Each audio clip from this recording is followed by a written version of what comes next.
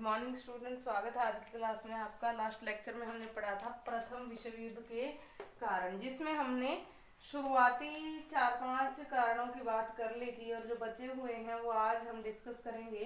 पहला हमने बात कर लिया था यूरोपीय देशों में दलबंदी की, किस तरह से यूरोप के देश दो ध्रुवों में, दो टुकड़ों में, दो दलों में बंट गए थे, जिसमें एक तरफ से जर्मनी और ऑस्ट्रिया थे, उसका साथ इटली दे रहा था, दूसरी तरफ इंग्लैंड, फ्रांस, रूस थे।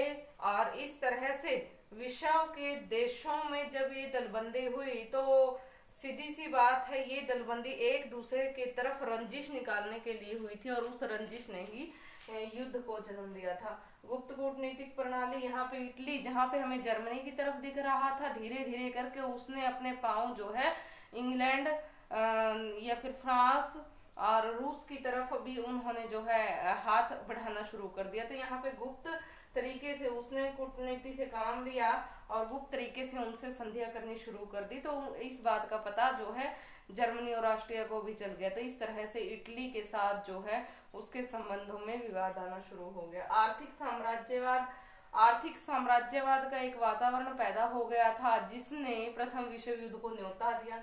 राष्ट्रवाद की भावना का उत्थान, यहाँ पे जिसे हमने पीछे देखा कि इटली का एकीकरण हुआ, जर्मनी का एकीकरण हुआ, इटली और जर्मनी के एकीकरण के फलस्वरूप हमें देखने को मिला कि किस तरह से उन देशों के लोगों में अपने देश के प्रति प्रेम की जो भावना पैदा हुई थी, उसने उन लोगों को अपने देश के प्रति जो है एक वफादार भी बना दिया था। तो उस बात के चलते जो है विभिन्न राष्ट्रों में राष्ट्रवाद की भावना का उत्थान हुआ। राष्ट्रवाद की भावना के उत्थान ने ही आगे चल करके प्रथम विश्व युद्ध को न्योता दिया। सैनिकवाद का उदय, धीरे धीरे करके विश्व के प्रत्येक देश अपने देश में सैनिकों की संख्या बढ़ा रहे थे, उनके द्वारा सैनिकों की संख्या बढ़ाने की इस लालसा ने भी जो है प्रथम विश्व युद्ध को निमंत्रण दिया। समाचार पत्रों का योगदान, एक विद्वान ने कहा है कि ये युद्ध, प्रथम जो विश्व युद्ध था, ये समाचार पत्रों ने ही करवाया था। तो उसने गलत नहीं कहा, सही ही कहा है, क्योंकि समाचार पत्रों में ऐसी बातें बढ़ा चढ़ा करके लिखी जा रही थी।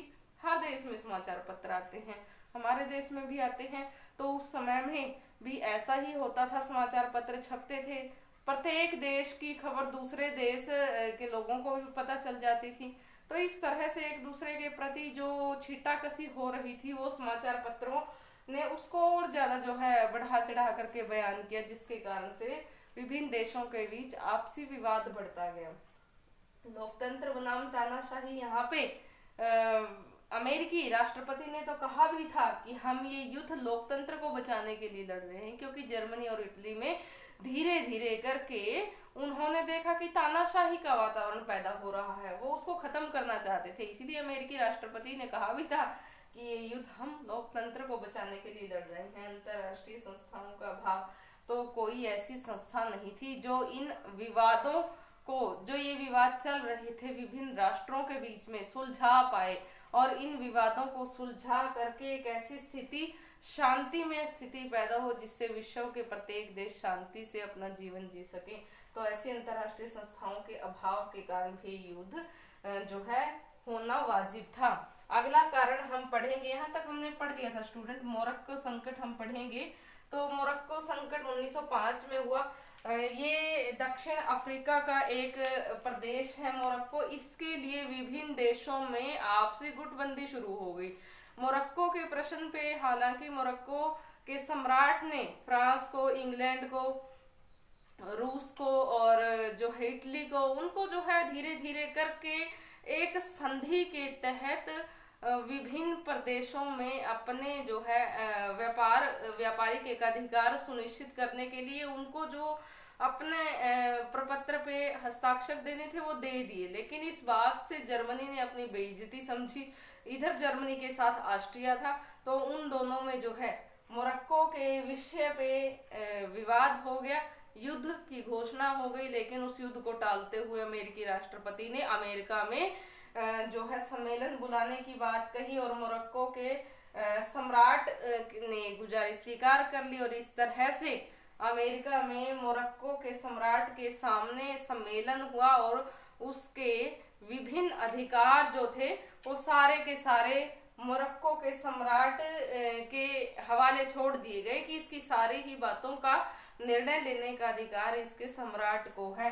तो इस प्रकार से मोरक्को का जो संकट था इसने भी स्थिति को और ज्यादा पेचीदा बना दिया, क्योंकि पहले ही यूरोपीय राष्ट्र गुटों में दलों में बंट गए थे और यहाँ पे मोरक्को के प्रश्न पे भी आपस में वो भिड़ने को तैयार थे। तो इस तरह से सारे के सारे हित दोबारा से मोरक्को के सम्राट के हाथ में आ गए, लेकिन ये केवल थोड़े समय की ही बात थी। बाद में स्थिति फिर से जो है असामान्य हो गई। बोस्निया संकट, हर्जेगोविना बोस्निया का एक प्रदेश था जिस पर ऑस्ट्रिया अपना अधिकार जमाता आ रहा था, लेकिन इस प्रदेश के विषय में आवाजाही बढ़ गई और बोस्निया के प्रश्न पे अपना साम्राज्य स्थापित करने के कारण से विभिन्न सम्राटों के बीच आपसी प्रतिद्वंदिता बढ़ गई। यहाँ पे जर्मनी ऑस्ट्रिया का साथ दे ही रहा था, लेकिन दूसरी तरफ जब रूस फ्रांस ने बोस्निया के प्रदेश हर्जेगोविना पे अपना अधिकार करने की बात कही, तो इधर जर्मनी ने कहा ऑस्ट्रिया को कि मैं तेरा साथ दूंगा अगर युद्ध हो जाता है। तो यहाँ पे बोस्निया संकट 1908 में देखने को मिला और इस बात के लिए भी जो है युद्ध की सी स्थिति कायम हो गई, जो आगे आने वाले समय में प्रथम महायुद्ध का ही एक संकेत थी। आगीदार संकट, हमने देखा कि 1905-6 में मोरक्को संकट शांत हो गया। बोस्निया संकट को सुलझाने में इन्होंने कोशिश की, लेकिन आगीदार संकट भी तैयार ही था। आगीदार एक बंदरगाह थी मोरक्को की और यहाँ पे फ्रांस ने अपना अधिकार जमा लिया कि ये मेरी है। तो इधर फ्रांस ने जब अपना अधिकार जमा लिया तो यहाँ पे ऑस्ट्रिया ने भी अपना एक जहाज भेज दिया और उस पर अपना अधिकार जमाने की कोशिश की। 1911 में इस विषय पे दोनों में विवाद हुए और दोनों में युद्ध भी हुआ। अल्सेस और लोरेन के प्रदेश, यहाँ पे अल्सेस और लोरेन के प्रदेश जो कभी फ्रांस के होते थे, लुई 14वें के समय में लुई 14वें की शान शौकत थी। यहाँ पे उस अल्सेस और लोरेन के प्रदेशों को अब जर्मनी जो अपना हिस्सा मानता था जर्मनी ने इनको अपने प्रदेशों में शामिल कर लिया। फ्रांस ने इसे अपनी बेइज्जती समझा और ये प्रदेश वापस करने की कही, लेकिन यहाँ पे ऑस्ट्रिया जर्मनी के साथ था कि युद्ध होता है तो मैं तुम्हारे साथ हूँ। तो इस विषय पे अल्सेस और लोरेन के प्रदेशों के विषय पे भी जो है आपसी टकराव आगे जरूरी हो गया। बाल्कन युद्ध, यहाँ पे बाल्कन के विषय में भी कुछ ऐसा ही था कि एक तरफ से जो प्रथम ध्रुवीकरण था, इंग्लैंड, फ्रांस, रूस और अमेरिका, इटली एक तरफ थे और दूसरी तरफ हम बात करें तो जर्मनी, ऑस्ट्रिया और बुल्गारिया थे। तो इस तरह से पहले बाल्कन युद्ध में ऑस्ट्रिया ने तुर्की को हरा दिया। इधर बाल्कन के लोग भी तुर्की के विरुद्ध उठ खड़े हुए और उन्होंने तुर्की को पराजित किया। ये प्रथम बाल्कन युद्ध था, लेकिन पूरी तरह से उन्होंने अन्य विभिन्न देशों के जो हित थे उनसे वो उसको आजाद नहीं रख पाए, तो वो दूसरे बाल्कन युद्ध का कारण बना था। तो इस तरह से बाल्कन युद्ध भी विश्व के देशों के ध्रुवीकरण के बीच में ही उलझ करके रह गया। परतंत्र इटली, अब इटली क्या था, इटली ये चाह रहा था कि उसके विभिन्न प्रदेश जो ऑस्ट्रिया ने छीन रखे हैं वो उसको वापस दे दिए जाएं। हालांकि उसने इस बात की दुहाई भी दी, इटली ने ऑस्ट्रिया को इस बात की दुहाई भी दी कि मैं तो तुम्हारे त्रिराष्ट्र संधि का ही हिस्सा हूं, तो तुम हमारे प्रदेश हमें वापस लौटा दो। लेकिन यहाँ पे इटली के प्रदेश जो है उसको वापस नहीं मिले, ऑस्ट्रिया ने उसको देने से इनकार कर दिया। तो इस तरह से इटली अपने प्रदेशों को वापस पाने की चाह में त्रिराष्ट्र संधि से अलग हो गया। उसने अपने पांव अब दूसरी तरफ इंग्लैंड, फ्रांस, रूस की तरफ अपने पांव पसारने शुरू कर दिए, उनके साथ हाथ मिला लिया और एक तरफ जो है जर्मनी और ऑस्ट्रिया रह गया और दूसरी तरफ America, America, England, Austria, France हो गए। एक तरफ तो जर्मनी और ऑस्ट्रिया था तो दूसरी तरफ इटली, फ्रांस, रूस, इंग्लैंड का जो था गुट था।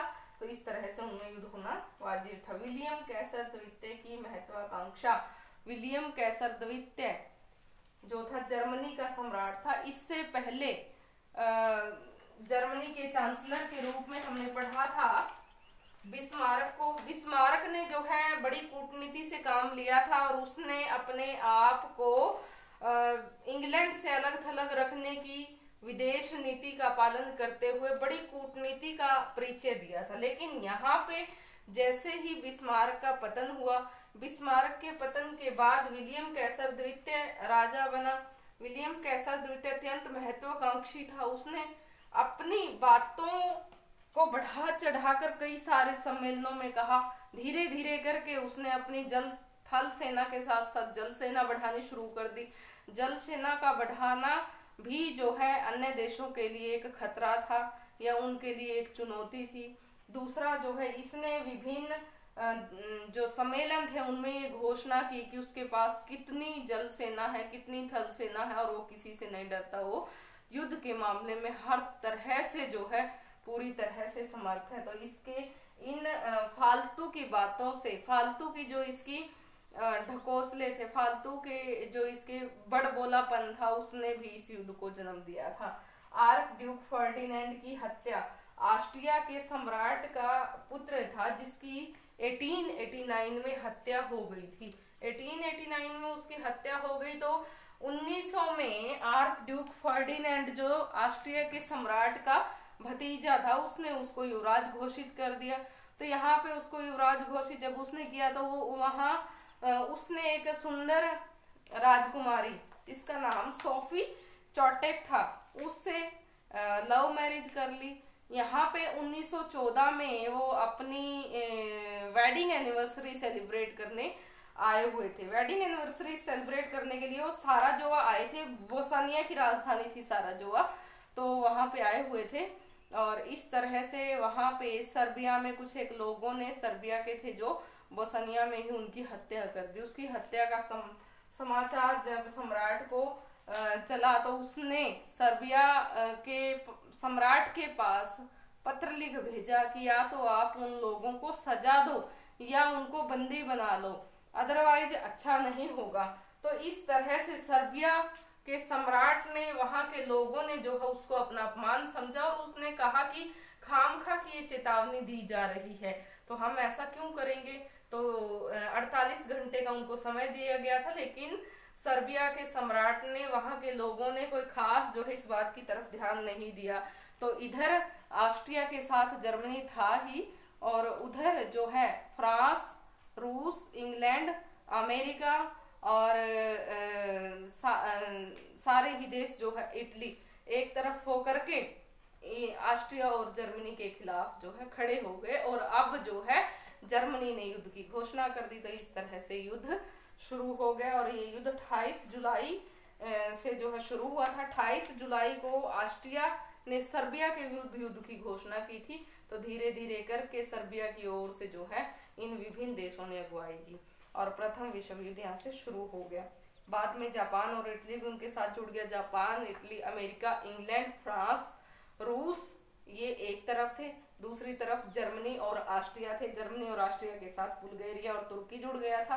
तो इस तरह से राष्ट्र संधि दो तरफ से जो है हमें देखने को मिला गुटबाजी का ये दौर। तो उस गुटबाजी के दौर में किस तरह से एक विनाशकारी युद्ध की स्थिति पैदा हो गई। तो यहाँ पे स्टूडेंट्स हमने पढ़े हैं प्रथम विश्व युद्ध के परिणाम। तो प्रथम विश्व युद्ध के परिणाम पढ़ते हुए हमने पढ़ा है कि कैसे यूरोप के विभिन्न देशों में गुटबंदी हुई, कैसे समाचार पत्रों ने अपना योगदान दिया, मोरक्को संकट, अगीदार संकट, बाल्कन संकट ये हमने पढ़ा। और तात्कालिक कारण में हमने पढ़ा आर्क ड्यूक फर्डिनेंड की हत्या जो कि ऑस्ट्रिया के सम्राट का भतीजा था। तो स्टूडेंट्स ये सेकंड पार्ट था प्रथम विश्व युद्ध के कारणों का। तो इसको आप अच्छे से पढ़ेंगे। अगर आपको फिर भी कोई डाउट है तो आप कमेंट बॉक्स में कमेंट करके पूछ सकते हैं। आज के लिए इस टॉपिक के लिए इतना काफी है। नेक्स्ट हम टॉपिक पढ़ेंगे प्रथम विश्व युद्ध की घटनाएं। Thank you.